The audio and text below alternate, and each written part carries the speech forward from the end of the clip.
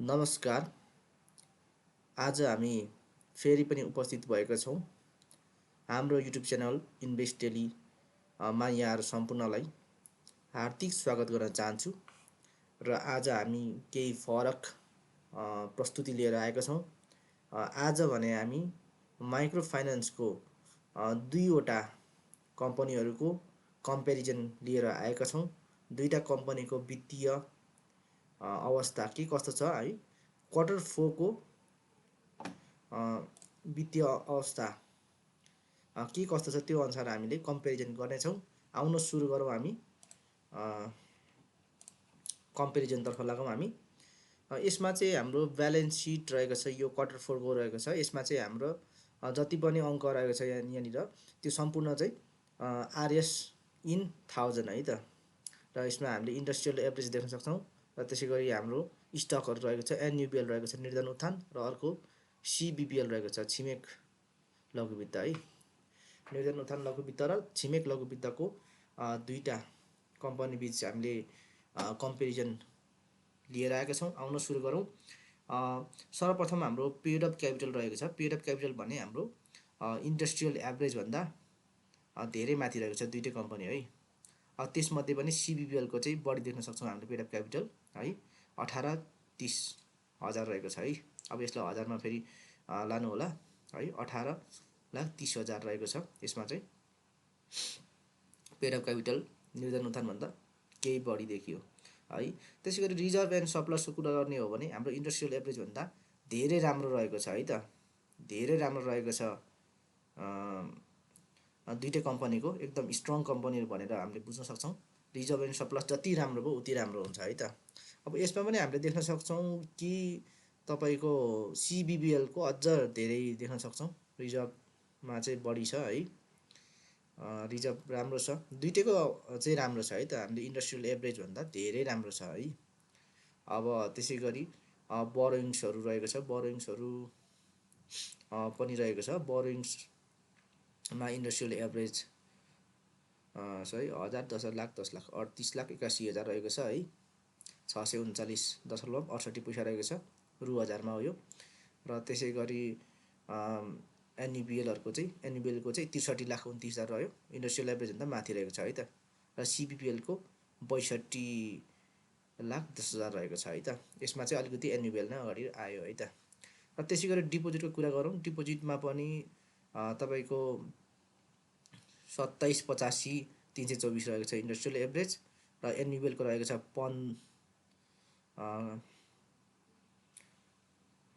100,000, 10 लाख, 10 लाख करोड है,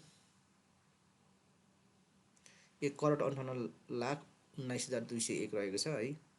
र त्यसै गरी सिबिबिएलको रहेको छ 100,000, 10 लाख, 10 लाख करोड है, 2,24,39,376 रहेको छ है। यसमा पनि सिबिबिएल नै अगाडि देखिन्छ। र त्यसै गरी इन्कम ट्याक्स लाइबिलिटिजहरू रहेको छ।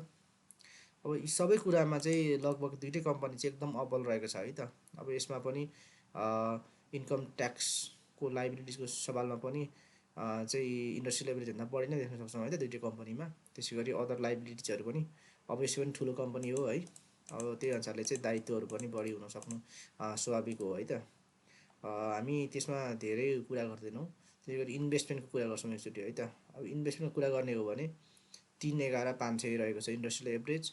अब यसको रहेको छ 18,26,441 रहेको छ एनयुबिएलको। त्यसै गरी 69,13,742 रहेको छ है त। यो चाहिँ सिबिबिएलको एकदमै धेरै इन्भेस्टमेन्ट देख्न सक्छौँ है त सिबिबिएलको, एनयुबिएलभन्दा धेरै अगाडि छ है यो हिसाबमा चाहिँ। र त्यसै गरी लोन्स एन्ड एडभान्सेस रहेको छ 70,39,427.33 रहेको छ इन्डस्ट्रियल एभरेज। एउटा एभरेज हो है, सम्पूर्ण लघुवित्तहरूको चाहिँ एउटा एभरेज मा चाहिँ यति हो। र त्यसमा तपाईँको थोरै अगाडि चाहिँ सिबिबिएल नै देख्न सक्छौँ है त। यसमा पनि थोरै सिबिबिएल नै अगाडि छ। र त्यसै गरी हामी कुरा गरौँ एसेटहरूको कुरा गरौँ। एसेटमा पनि हाम्रो एकदम राम्रो रहेको छ है त, एकदम राम्रो छ। सिबिबिएल छिमेक लघुवित्त एकदम अगाडि छ। फिक्स एसेटमा पनि सम्पत्तिहरूमा पनि 44,794 मात्रै रहेको छ इन्डस्ट्रियल एभरेज। तर एनयुबिएलको पनि एकदमै राम्रो छ है। फिक्स एसेटमा एनयुबिएलको नि एकदमै राम्रो छ 1,75,405 रहेको छ। त्यसै गरी सिबिबिएलको 2,64,569 रहेको छ है त।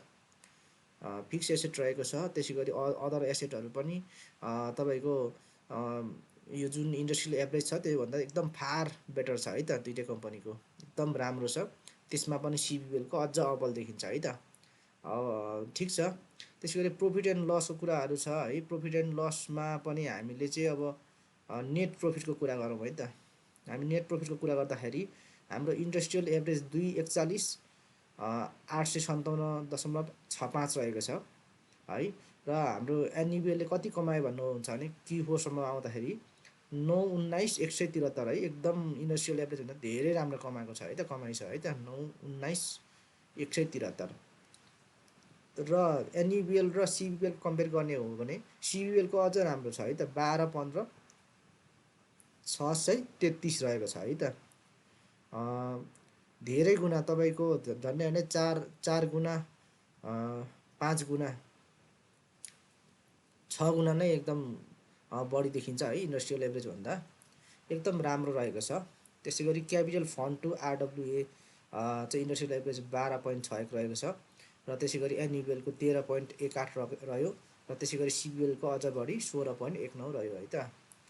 त्यसै गरी non performing loan to total loan भनेको छ है। यो चाहिँ पर्सेन्टेजमा हो यो पनि है। अब यसमा पनि 2.71 रह्यो हाम्रो इन्डस्ट्रियल एभरेज चाहिँ है। र एनयुबिएलको अलिकति बढी देखियो है त 4.11 देखियो। अलिकति नन पर्फर्मिङ लोन चाहिँ बढी देखियो एनयुबिएलको। यो अलिकति कम भए चाहिँ राम्रो है। यो 5% त म्याक्सिमम 5% चाहिँ हामीले ठिकै मान्न सक्छौँ। तैपनि अलिकति इन्डस्ट्रियल एभरेजभन्दा अलिकति बढी भयो। यो बढी हुनु चाहिँ राम्रो होइन है त। र सिबिबिएलको 0.63 रहेको चाहिँ एकदम राम्रो छ है त। नन पर्फर्मिङ लोन एकदम राम्रो छ है। जति कम भयो उति राम्रो है त। यो भनेको खराब कर्जा रहेको छ। ठिकै छ तैपनि है। ओभरअलमा ठिकै छ। नन पर्फर्मिङ लोन एनयुबिएलको अलिकति चाहिँ बढेको चाहिँ देख्न सक्यौँ है त, देखिन्छ। ठिकै छ। त्यसै गरी total loan loss provision to total NPL in percentage भनेको छ। यो चाहिँ total loan loss provision to total NPL भनेको 163.79 रहेको छ इन्डस्ट्रियल एभरेज। त्यसै गरी एनयुबिएलको 163 रहेको छ। र सिबिबिएलको 287.5 रहेको छ। एकदमै राम्रो छ है त। सिबिबिएलको एकदम राम्रो छ है। त्यसै गरी cost of fund in percentage भनेको छ। अब इन्डस्ट्रियल एभरेज 6.49 रह्यो। र एनयुबिएलको 6.74 रहेको छ। र त्यसै गरी सिबिबिएलको 6.91 रहेको छ है त। त्यसै गरी सिडी रेसियो इन पर्सेन्टेजमा छ। यो पनि क्यालकुलेटेड एज पर एनआरबी डाइरेक्टिभ है त। यो चाहिँ तपाईँको इन्डस्ट्रियल एभरेज 267.99 रहेको छ। र एनयुबिएलको 152 रहेको छ भने सिबिबिएलको 111.9% रहेको छ है। अब त्यसै गरी नेट इन्ट्रेस्ट इन्कम, सरी यो माथिको एउटा छुटेछ। कस्ट टु इन्कम रेसियो छ। कस्ट टु इन्कम रेसियो हाम्रो इन्डस्ट्रियल एभरेज 42.61 रहेको छ भने एनयुबिएलको 35 रहेको छ है। कस्ट टु इन्कम 29 रहेको छ सिबिबिएलको है त। एकदम राम्रो छ है त सिबिबिएलको। यो चाहिँ कम भयो भने राम्रो है त। राम्रो छ cost to income ratio. Income चाहिँ बढी छ भन्ने कुरो चाहिँ देख्न सकियो है त। सिबिबिएलको इन्कम चाहिँ राम्रो छ भन्ने कुरो हामीले यहाँबाट प्रष्ट देख्न सकियो। त्यसै गरी net interest income to total operating income भनेको 78.26 रहेको छ इन्डस्ट्रियल एभरेज। र हाम्रो एनयुबिएलको कुरा गर्ने हो भने 81 रहेको छ। र सिबिबिएलको 80 रहेको छ है त। Net interest income to total operating income चाहिँ है। त्यसै गरी real estate loan to total loan पर्सेन्टेजमा चाहिँ सबै 0 छ है। यो अलिक यसमा लागु भएन। त्यसै गरी स्टाफ एक्सपेन्सेसहरू रहेको छ। Staff expenses to total expenses रहेको छ। यो चाहिँ 70.18 रहेको रहेछ इन्डस्ट्रियल एभरेज। र यसमा चाहिँ एनयुबिएलको 86 रहेको छ। त्यसै गरी सिबिबिएलको 80 रहेको छ है त। अब यसमा पनि टोटल एक्सपेन्सेस चाहिँ अलिकति यो सिबिबिएलको चाहिँ अलिक कम देखियो है त। यसमा पनि स्टाफ एक्सपेन्सेस र टोटल एक्सपेन्सेसको रेसियो चाहिँ है। ठिकै छ।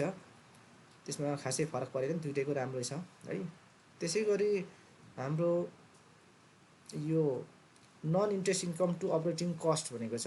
यसमा हाम्रो इन्डस्ट्रियल एभरेज 55.39 रहेको छ र एन्युअलको 53 रहेको छ भने सिबिएलको 70 रहेको छ है त। यसमा चाहिँ अपरेटिङ कस्ट चाहिँ अलिकति बढी चाहिँ यो सिबिएलमा चाहिँ देखियो है। यसमा पनि अलिकति अपरेटिङ कस्ट चाहिँ बढी हो भन्ने चाहिँ देखियो है। यसमा पनि सिबिएल चाहिँ सरी एनयुएलको है, मैले उल्टो भनेछु, माफ गर्नु होला। सिबिएलको चाहिँ राम्रो छ है। त्यसै गरी interest expenses to interest income भनेको चाहिँ यो चाहिँ इन्डस्ट्रियल एभरेज 42 रहेको छ भने एनयुएलको 39 रहेको छ र सिबिएलको 49 रहेको छ है।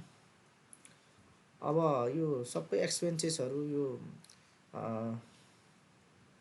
भन्दै गर्दाखेरि अब त्यसै गरी staff plus other expenses to total operating income भनेको चाहिँ यो चाहिँ इन्डस्ट्रियल एभरेज 42.58, एनयुएलको 35.41 रहेको छ भने सिबिएलको 29.4 रहेको छ है त। त्यसै गरी अपरेटिङ इफिसियन्सी रहेको छ है। अपरेटिङ इफिसियन्सी इन्डस्ट्रियल एभरेज 31.78 रहेको छ, एनयुएलको 31.5 रह्यो र सिबिएलको 29.73% देख्न सक्छौँ है। त्यसरी फन्डिङ इन्कम भनेको छ, फन्डिङ इन्कम चाहिँ इन्डस्ट्रियल एभरेज 78.26 रह्यो र एन्युअलको 81 रह्यो भने सिबिएलको 80 मात्रै रह्यो है त यसमा चाहिँ। त्यसै नन फन्डिङ इन्कम्सहरू पनि पर्सेन्टेजमा रहेको छ। यो चाहिँ इन्डस्ट्रियल एभरेज 21.66 रहेको छ भने एन्युअलको 18.84, सिबिएलको 20.47 रहेको छ है त। र की रेसियोको कुरा गर्छौँ हामी, त्यसमा चाहिँ नेटवर्थ पर सेयर रहेको छ। इन्डस्ट्रियल एभरेज 189.45 रहेको छ, एन्युअलको 265.25 एकदम राम्रो रहेको छ है त। नेटवर्थ पर सेयर पनि एकदम राम्रो छ। त्यसै गरी सिबिएलको अझ राम्रो 270.58 रहेको छ है त। त्यसै गरी अर्निङ पर सेयर भनेको छ इपिएस एनुअलाइज हो। यो चाहिँ अर्निङ पर सेयर इपिएस इन्डस्ट्रियल एभरेज 45.43 रहेको छ माइक्रो फाइनेन्सको भने एनयुएलको 54.23 रहेको छ है त। र त्यसै गरी सिबिएलको अझ राम्रो 66.43 रहेको छ है। एकदमै अब्बल रहेको छन् दुईटै कम्पनी है। अझ ओभरअलमा हेर्ने हो भने सिबिएल अलिकति अझ अगाडि चाहिँ देख्न सक्छौँ है। हरेक हिसाबले संस्थागत सुशासन पनि रहेको चाहिँ हामीले देख्न सक्छौँ सिबिएलमा, अझ बढी देख्न सक्छौँ। तैपनि एन्युअल पनि राम्रो छ है त कम्पनी चाहिँ। Price to earning P ratio भनेको छ, पी रेसियो चाहिँ 40.25 रहेको छ इन्डस्ट्रियल एभरेज भने एन्युअलको 29.5 रहेको छ र सिबिएलको 26.16 रहेको छ है त। अब यसमा चाहिँ कुरा गर्न चाहन्छु म, कतिपय कमर्सियल ब्याङ्कहरूको पनि पी रेसियो बढेर एकदम माथि पुगिसकेको छ है, अहिले एकदम महँगो भइसकेको छ। तर स्टिल हामीले हेर्ने हो भने पी रेसियो चाहिँ 26.16 र 29.5 भनेको एकदम सस्तो रहेको छ भन्नेको चाहिँ हामीले बुझ्न सक्छौँ है त। माइक्रो फाइनेन्समा सिबिएल र एन्युअल प्राइसको हिसाबले है, प्राइस टु अर्निङको हिसाबले चाहिँ अझै पनि अन्डर भ्यालुड छ भन्ने कुरो चाहिँ हामीले यहाँबाट देख्न सक्छौँ है। त्यसै गरी price to book value ratio भनेको चाहिँ यो 9.21 रहेको छ हाम्रो इन्डस्ट्रियल एभरेज र एन्युअलको 6.03 र त्यसै गरी सिबिएलको 6.42 रहेको छ, एकदमै राम्रो छ है त। त्यसै गरी रिटर्न अन इक्विटी भनेको छ इन पर्सेन्टेज यो 23.37 रहेको छ इन्डस्ट्रियल एभरेज र यसमा चाहिँ अलिकति एन्युअलको चाहिँ कम रहेको छ, 20.44% मात्रै रहेको छ र सिबिएलको 24.55 एकदम राम्रो रहेको छ है त सिबिएलको। त्यसै गरी return on assets ROA percentage 2.74 रहेको छ इन्डस्ट्रियल एभरेज र एन्युअलको 3.25% रहेको छ भने सिबिएलको 3.44% रहेको छ है त। यसरी हामीले ओभरअलमा एन्युअल र सिबिएलको चाहिँ कम्पेयर पनि गऱ्यौँ है। अब तपाईँले देखि नै हाल्नुभयो होला सिबिएल चाहिँ अलिकति चाहिँ अगाडि देखिन्छ, संस्थागत सुशासन भएको र अलिकति बढ्न नसकेको स्टक भन्छु है म चाहिँ। माइक्रो फाइनेन्समा पी रेसियो 26 मात्रै भएको बढ्न नसकेको कम्पनी, अलिक अझै पनि स्टिल बढेर चाहिँ माथि जान सक्ने चाहिँ देख्छु है म चाहिँ। यसरी हेर्दाखेरि चाहिँ यो दुईटा कम्पनी चाहिँ माइक्रो फाइनेन्समा एकदमै अब्बल कम्पनी रहेका छन् र दुईटै कम्पनी चाहिँ बढेर धेरै माथिसम्म जान सक्ने चाहिँ मैले सम्भावनाको रूपमा देखेको छु। यति भन्दै यहाँहरूबाट म चाहिँ बिदा हुन चाहन्छु। यहाँहरूबाट चाहिँ सल्लाह सुझावको अपेक्षा राख्दै यहाँहरूबाटलाई चाहिँ धन्यवाद दिँदै बिदा हुन चाहन्छु। फेरि पनि चाहिँ अर्को भिडियो लिएर आउने बाचा गर्दै, हवस् त, शुभ दिन यहाँहरू सम्पूर्णलाई है त।